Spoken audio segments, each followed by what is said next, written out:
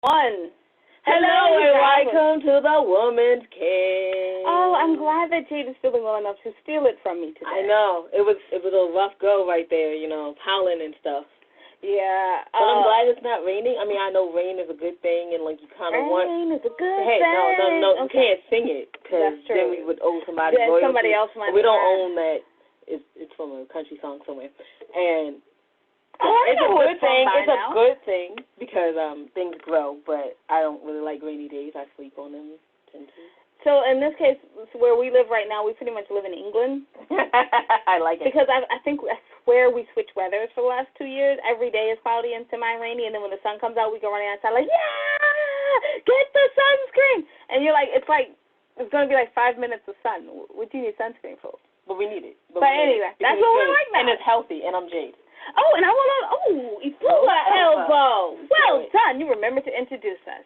We should also get moving on to our books because we have a cool person in the guest. I know, right? So let's talk about our books. Okay, we wrote the And I Thought series, And I Thought Divorce Was Bad with Other Life Lessons, available on audible.com. And what? They're literally life guides with pop poetry. Oh, yes. Yeah, that's yes. Professionalism. Oh, and then I killed it. And then you killed it. So. Oh. Okay. Wah. Moving on. Oh, wait, can I move this? Yeah, we'll just move it over. There we go. And I Thought Being Grown Up Was Easy soon to come out on Audible, which is super exciting. We're super excited about that. And then the rest of the And I Thought series, so many books. 13, right. And then we wrote the Misfit Guides, Sassy Swirly's Crooked Purpose, and the other Misfit Guides. I mean, there's so many books, y'all. And then one of our only poetry books is If Only I Were Me, only available on BarnesandNoble.com or andwethought.com. What in the world? I was just going to say, you've been saying this for years. How are you going to be like And I Thought? I don't know. andwethought.com. Anyway. Blame it on my allergies, dude. Blame it on my allergies. I don't know. We're also the founders of the 25 Hottest magazine. Indie authors, artists, and advocates, which is out now. You can check out everything that your ladies are doing on www.andwethought.com. Is that enough repetition for people to remember? I think so, right? Yeah, I think so. Y'all are here to hear about us. You're here to hear from our wonderful guests in Toronto, which kind of... It's International Day. And I'm also kind of mad because I love the food in Toronto, okay? I love the food in Toronto, and I'm, sad that I'm not eating it right now. Great Indian food and amazing I just be eating so well in Toronto. And then, the fries. So anyway, it's not about us. It's not about us. Wonderful guest. Would you like to introduce yourself? Hi, my name is Tricia Lee, and I live in LA, but I am in Toronto right now, which is where I was born and raised. A little bit about me. I used to ride a motorcycle that I had in Toronto, but when I moved to LA, I sold it. I also used to sell pole dancing poles online. And one other thing is that I actually got married 24 hours after getting engaged. Nice! I love your life! I need to talk about this. I feel like, first of all, that's a script in itself. Yeah, it is. That should be just one weekend. Or a book in itself. Ooh, I do like that. Okay, I have one question. Okay. Why would you sell the motorcycle when you get to LA? The traffic is horrible. So I would keep a motorcycle. No, and the weather's so great that you can ride it all year round, except that the people in LA drive like crazy. And I had only been in LA for a few months, and a friend of mine got into a motorcycle accident coming to visit me. Well, no, not me. It was the meeting right before me, but and he had to go to the hospital. And then I also witnessed a motorcycle accident. So I was like, I am not riding my motorcycle here. It's too crazy. Oh, okay. Well, now we get it. Now I feel terrible for asking. I know. Now I feel like mean. Right? Okay, it's just that when you say motorcycle and then you think of the traffic and you go, I'd do anything. I might start thinking about just walking. Totally. Sure. You get there faster. It's just terrible. Anyway, moving on because we didn't come here to talk about traffic. So you write scripts as well. You write scripts. Do you direct them as well or just write them? I am a director first. I call myself a director-writer. I have directed 3 features and lots of shorts, most of which I did not write. But actually, ever since I moved to LA about 3 years ago, I started writing. I write every single morning, and mostly because, I wanted to have a story to tell that that like just really came from my heart. And I have a writing partner who I've worked with we went to film school together. So we've been working together for 18 years, and we still develop stuff together. But, I just really, there was some stuff that was just really, from a female perspective, from an Asian perspective, that I just needed to get out of me. So I started writing. Nice. Okay. Jade, do you have a question before I start? No, go ahead. Okay, I'm being gracious. Y'all saw that, right? I was gracious. Okay, next, moving on. So you are a director. How do you get your vision from, like, when you read a script, and then does it just kind of like pop into your head and you can just see the whole vision of the movie, or is it just kind of like scene by scene sort of thing? I don't know how to do direct. It just seems like it'd be interesting to see the story in your head. And not be writing it down, because that's what we do for writing down. Let's actually shoot it. I wish it just popped into my head, the whole thing, just easily. Sometimes when you read it, you get images. For me, it's really about the feeling that the story evokes in me. And if I feel something, then that's amazing. And then I want to be able to translate that feeling onto the screen, through the screen, to the audience, to reach the audience. And so, I really dig into the characters. I really look at them as human beings, and, what makes them tick, what are their vulnerabilities, what is it that they don't want to feel, what is it that they don't want to face, and make sure that is, if it's not like overtly on the screen, it's there. We're talking to the actors. So much of my job, I feel like, is translating. Like the script is the architecture, and the bones, and how do I put flesh on that so that I can make a real human being that people can see and feel. I love it. So, do you ever worry about being faithful? No, actually, let me back up. Let me ask the question that was originally in my head, because I will forget it if I just jump with a new one. So, the second question I had planned on asking is, we interviewed a director before, and she said one of her big jobs was to interpret, but then also tell, like, the financiers and the producers, kind of like keep them all on the same page. So what do you feel your job is on set? Do you feel that's similar to her experience? So I've had perhaps a very unique experience. So again, I've worked with my writing partner for 18 years. We went to film school together. So we know each other very well. We work together very well, and our sensibilities are very aligned. Yet, obviously we have our own opinions, and that's how great work gets made. But I'm always very involved from the very, very beginning. Like, I'll either pitch him an idea or he'll pitch me an idea, and we'll craft it together. So I'm so involved in the development of it that I'm part of the creation, even though I'm not the writer. So it's not translating from like a script that I receive. And then on top of that, for the features that I've made, and most of the shorts as well, I've also produced them. So I've been the one to go and find the money. I've been the one to shepherd the project. So while I'm not necessarily the one financing it, the financiers have believed in me, because I've pitched them not only as a director of the vision, but also as a producer. So I've brought the team together, as opposed to being like plunked in. So I feel like that makes my experience very different from some other directors who are hired, I guess. How do you manage the art and real world kind of finance business section? How do you balance them out to get your projects done the way you want it done? Well, I don't recommend also producing your own project, because it's so much work, and it's two different brains. It's two different skill sets completely. And it's hard to balance it. And that's why I actually don't recommend it, because you have to split your time, energy, focus. And if I'm going to be honest, I think that my directing has suffered because I've had so much of the producing on my shoulders that I like capped myself. I didn't allow myself to dream big because my producer hat was on, was like, oh, you don't have the budget, you don't have the time, so, you know, don't even think about having a crane or turning in the other direction. So it's almost like, you know, tug of war in my head. So it'd be great if I could just focus on the creative or just focus on the business aspect. Okay, last question. How do you feel as being a female director? What are like some of the pros and cons that you have come up against? So again, I've produced all my own things, so I've never had to.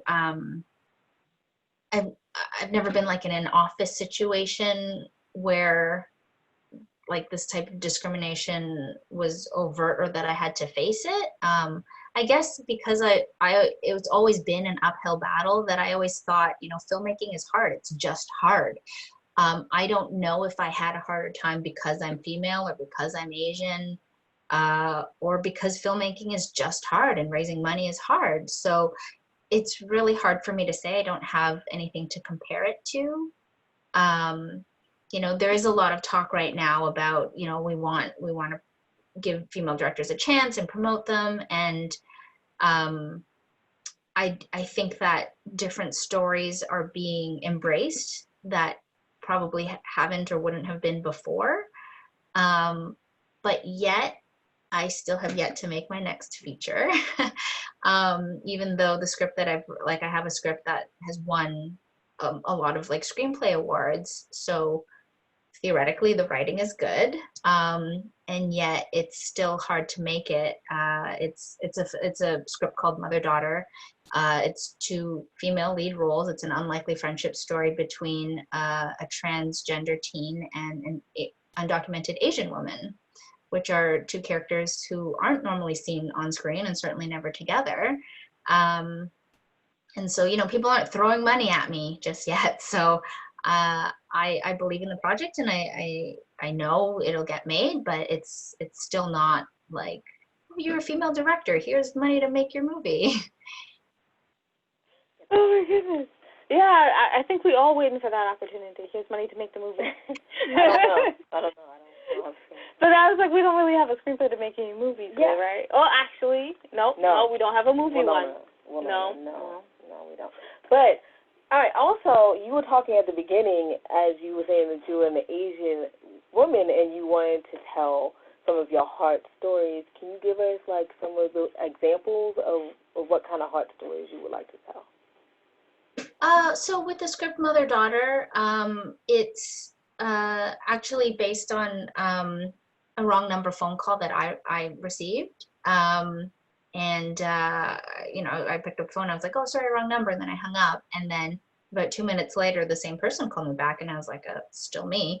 But instead of hanging up, I ended up talking to them, and it sounded like this teenage boy who had like he opened up about his like his first sexual experience with like the guy that he thought he was calling. Anyways, at the end of the call, like, you know, we really had a nice conversation, and I said, "What's your name?" And he said, "I'd like to be referred to as Rachel." And I was just so moved that she wanted to talk to a stranger about things that she wasn't able to tell her own family. And so that's sort of what sparked me writing this feature about this unlikely friendship that happens between these 2 people. And just like, so I didn't have a great relationship with my mother. And so these 2 characters sort of form a surrogate mother-daughter relationship that I never had. And like the teen doesn't have a good relationship with her mother. The Asian woman doesn't have a good relationship with her daughter. So, you know, just exploring all of my stuff in the script. Well, we can definitely understand. I mean, found that writing is very cathartic. Yeah, you can definitely explore all the things. Yes, you can definitely do all your therapy through this. Oh, shoot, there was a question. I've had this question since the beginning. I know you had. Come on, you can remember it. I should have wrote it down. You should have wrote it down. I'm gonna have to go with one of our normal questions. I'm sorry. Oh, wait, no, I think you were one of the people I said I was going to do that with, do our normal questions. I'm sorry, we just went off on a tangent on that's not our normal questions. Oh, cool. You've done a great job answering them. So what 3 pieces of advice would you give to someone who's looking to start being a director? Or screenwriter, or I was just about to say that. Thank you for completing my thought. Yeah. Well, all of it, whether director or screenwriter or anything, is just doing it. If you want to be a director, you know, I remember one of the pieces of advice that I got when I was in film school, you know, they said, if you want to be a director, direct, you know, definitely get on set and like learn all the different jobs, you know, and some people work their way up the AD department to get there, but in the end, you have to direct. So whether that's getting your iPhone out with your friends on the weekend, I mean, when we don't have to be socially distant, and like go and shoot a film, even if no one is gonna see it, you learn, you practice, you know, you can try out shots, you can see what works, you can, when you cut it together, you can see if what you intended lands with your audience. You just have to do it. And then with writing, it's even more simple. You need either pen and paper or you need your laptop, and that's it. For writing, there's no excuse to not do it. And so that's how I started writing. Is I started writing every single morning. It's the first thing that I do before I check social media or my emails. Is I write, and it's become a habit now. That I do it every single day, even on weekends, and it feels really weird if I don't. I disagree. I actually like that wonderful piece of advice, how you said you get up before you check social media or your emails, because obviously you're a busy person, but you just carve that time out. As women, sometimes we have a problem with carving time out, because we're thinking, oh, it's selfish, and I need to be doing all these other things. How do you make your mindset up to do that? Just carve your own time out. I treat it like you know, if we had a time set today to carve this time out to talk, so it's in my calendar, and you know, that's what it is. So if you put it in, you treat it like a meeting. And you know, when people say, oh, you know, can you do this morning? I said, no, I can't do anything until noon.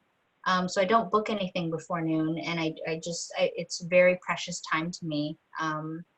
And unless it's like an emergency or something really important, I don't book anything in the morning so that I have that time. That's amazing. And she doesn't even feel guilty about it. You say she's like, and I have that time. Mm-hmm. That's it. I love it. I love it that she said to treat it like a meeting, which is, we don't feel bad about going to a meeting. I'm like, no, I have to take this meeting. It's for my embetterment. I have to go. I like how you put it as a meeting. Commitment, so I can't break that commitment. Sorry. I love it very much, and that is something I'm going to put into my calendar now. I'm just going to be like, no, I'm sorry, I have a meeting. I have to write this book. I have to do it. Another way that I do it is, have you ever heard of the expression "eat the frog first"? No. I don't know where it's from. I should look it up so I can credit them with it. But the idea is that, like, you know, when you're eating, like, eat your vegetables first. Eat the thing you don't want to eat first, so that you can like enjoy the rest of the meal. And so, you know, like, if you don't want to go to the gym, like, just do it first thing in the morning. So like, you get it out of the way, and then if the rest of the day gets away from you, at least you've done that. That's how I treat the writing. Is like, I do it first thing in the morning, because I'm a morning person as well. But you know, even if you do 1 hour, or even if it's 5 minutes, you know, but at least you've done the writing, or you've sat down and you've you know, gotten into that space, so that even if the rest of the day gets away from you, meetings, emails, you know, kids, whatever, you've got that done. And so you don't have to have that stress and that pressure, you know, sort of that low grade stress, always like that guilt of not, oh, I haven't gotten to my writing yet today. No, you've already done it. Love it. I need to do that. I'm going to start tomorrow. Absolutely. If it's rainy, I will start tomorrow. If it's sunshiny, I'm going out for the sun before it disappears. You can take your pen and paper with you. I do that. Right? Bullet elbow. I'm sorry, what were you saying? I was saying I do that too. I take my phone and I walk while I write outside. So Oh, that's sun can't be an excuse. Exactly. I like it so much. Yeah. Okay, so it's like the end of the interview. It went by so quickly. But where can people find more about you and your films online? And what's next? And what's next? I have a website. It's www.tricialeedirector. My name is spelled TriciaLee. Or on Facebook or on Instagram, Tricia Lee Director. What's next? Well, I want to get that film, Mother-Daughter, made. I've written a biopic about William Hung. I don't know if you remember him from American Idol. So I want to get that movie made. And I've also just started brainstorming a new movie with my writing partner that's a sci-fi murder mystery. So I want to keep writing and I want to keep making movies. Thank you so much. You know what's sad, Jade, is I just remembered the question I wanted to ask earlier, but I can't ask it now because we're at the end. And you just did your information, so I can't ask it. You can, what? Go ahead and ask it, Winona. Go ahead and ask it, and I'll just ask the other question again. It's financing. You said you found financing for your movies, and I know there's so many people out there who would like to know how you found financing. That's what it was. It was not easy. I took 2 years to learn about business plans, pitch decks, angel investors, like tax securities law, like nothing to do with filmmaking. And I went out to private investors who normally invest in tech and apps and medical devices or like regular investments. I ended up converting 19 tech investors into movie investors. And like, again, it took 2 years of learning and pitching and cold emailing people on LinkedIn. That wasn't too successful, so I don't necessarily suggest that. But I guess the piece of advice that I learned was that people weren't investing in the movie itself. They were investing in me. They were trusting me because they knew that they didn't know how to evaluate a movie, right? If they read the script and they liked it or they didn't like it, it didn't mean that it was or wasn't going to make money. They had no idea. So they trusted me, which was really what their investment was in. I actually, in my pitch, I never told them really what the movie was about exactly. And they never asked.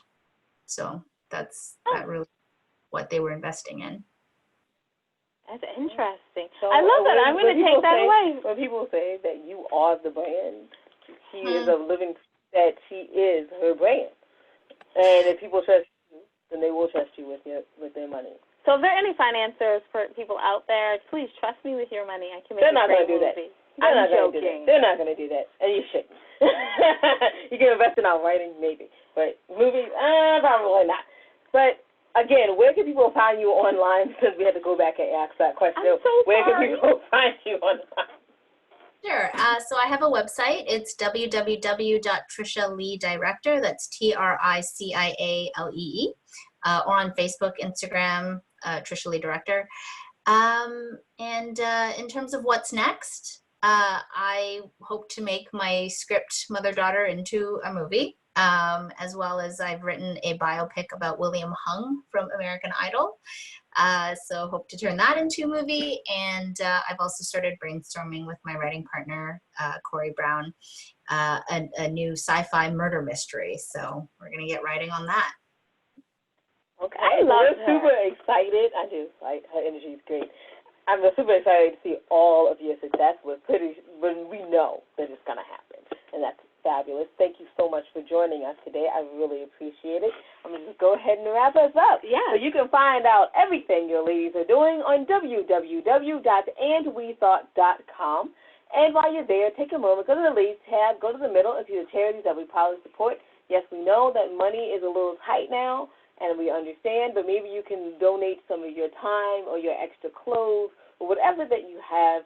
Please reach out to them. They are willing and able to accept things that you have to give them. Thank you so much for that. We really appreciate it. And remember that wisdom is all around you if you're open to finding it and accepting it. So peace and love, you guys, from Winona and Jade. Bye-bye.